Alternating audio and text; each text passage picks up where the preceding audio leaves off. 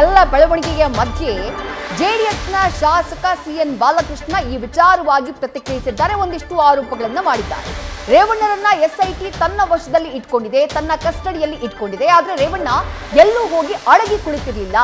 ಸಂತ್ರಸ್ತ ಮಹಿಳೆಯರು ಕೂಡ ರೇವಣ್ಣ ಅವರ ಬಗ್ಗೆ ಹೇಳಿಲ್ಲ ಅಂತ ಹೇಳಿ ಹಾಸನದಲ್ಲಿ ಜೆಡಿಎಸ್ ಶಾಸಕ ಸಿಎನ್ ಬಾಲಕೃಷ್ಣ ಹೇಳಿಕೆಯನ್ನ ಕೊಟ್ಟಿದ್ದಾರೆ.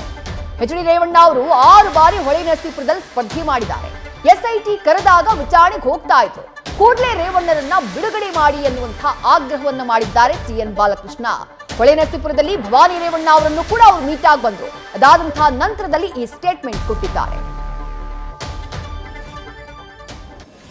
ಇವತ್ತು ಸನ್ಮಾನ್ಯ ರೇವಣ್ಣವ್ರನ್ನ SIT ಅವರು ಇವತ್ತು ಅವ್ರನ್ನ ಅರೆಸ್ಟ್ ಮಾಡಿ ಅವರ ವಶದಲ್ಲಿ ಇಟ್ಕೊಂಡು ತನಿಖೆಯನ್ನು ಮಾಡ್ತಾ ಇದ್ದಾರೆ.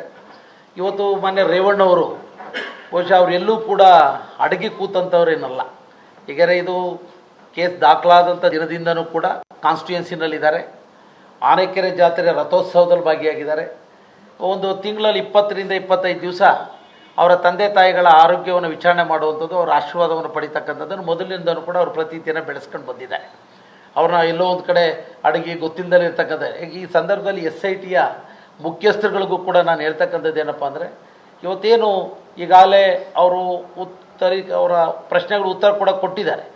ಅವರ ಸಂತ್ರಸ್ತ ಮಹಿಳೆಯರು ಕೂಡ ಈಗಾಗಲೇ ಒಂದು ಕನ್ನಡಪ್ರಭದ ಮುಖಪುಟದಲ್ಲೂ ಕೂಡ ನಾವು ಹೇಳಿಕೆ ಇರ್ತಕ್ಕಂಥದ್ದನ್ನು ಇವತ್ತು ಓದಿ ನಾವು ತಿಳಿದು ಬಂದಿದ್ದೇವೆ. ಏಕೆಂದರೆ ಅವ್ರನ್ನ ಅರೆಸ್ಟ್ ಮಾಡ್ತಕ್ಕಂಥದ್ದು ಅಗತ್ಯತೆ ಇರಲಿಲ್ಲ ಅನ್ನೋದು ನಮ್ಮ ಅಭಿಪ್ರಾಯ ಕೂಡ ಆಗಿದೆ.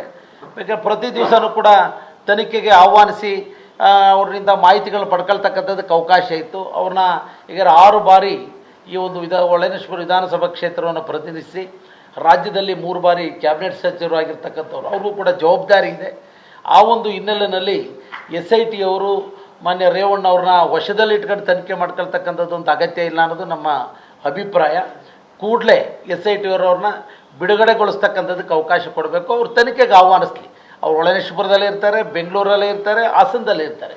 ಏಕೆಂದರೆ ನ್ಯಾಯಸಮ್ಮತವಾದಂಥ ತನಿಖೆ ಆಗಬೇಕು ಅಂತ ನಮ್ಮ JDS ಪಕ್ಷ ರಾಜ್ಯ ಮಟ್ಟದಲ್ಲಿ ಮಾನ್ಯ ಕುಮಾರಣ್ಣವ್ರ ನಾಯಕತ್ವದಲ್ಲಿ ಈಗಾಗಲೇ ಸೂಚನೆ ನೀಡಿದೆ. ಅದಕ್ಕೆ ಸಂಬಂಧಪಟ್ಟಾಗೆ ನಮ್ಮ ಪಕ್ಷದ ನಿಲುವೇನು ಅನ್ನೋದನ್ನು ಕೂಡ ಈಗ ಅವರು ತಿಳಿಸ್ಕೊಟ್ಟಿರುವಂಥ ಹಿನ್ನೆಲೆಯಲ್ಲಿ ಮಾನ್ಯ ರೇವಣ್ಣವರು, ಏಕೆಂದರೆ ಈ ಜಿಲ್ಲೆಗಿರ್ಬೋದು, ರಾಜ್ಯಕ್ಕಿರ್ಬೋದು, ಅವರ ಸೇವೆ ಇವತ್ತು ಗಣನೀಯವಾಗಿರುವಂಥ ವಿಚಾರ. ಅವರು ಕೂಡ ಯಾರೋ ತಪ್ಪಿತಸ್ಥರನ್ನ ಬಿಡಿ ಅಂತಲೂ ಏನು ಎಲ್ಲೂ ಕೂಡ ಹೇಳಿಕೆಯನ್ನೆಲ್ಲೂ ಕೂಡ ಮಾಡಿಲ್ಲ. ರೇವಣ್ಣವರು ತಪ್ಪಿತಸ್ಥರು ಏನಿದೆ ಅದ್ರ ಕಾನೂನಡಿನಲ್ಲಿ ತಲೆಬಾಗ್ತೀವಿ ಅಂತಲೂ ಕೂಡ ಎಲ್ಲರೂ ಕೂಡ ಹೇಳಿರುವಂಥ ವಿಚಾರ.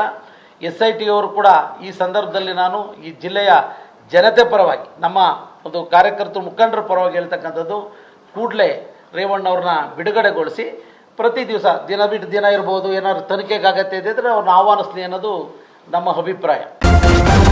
ನ್ಯೂಸ್ ಫಸ್ಟ್ ನಿರ್ಭೀತಿಯಿಂದ ನಿಮ್ಮ ಪರವಾಗಿ.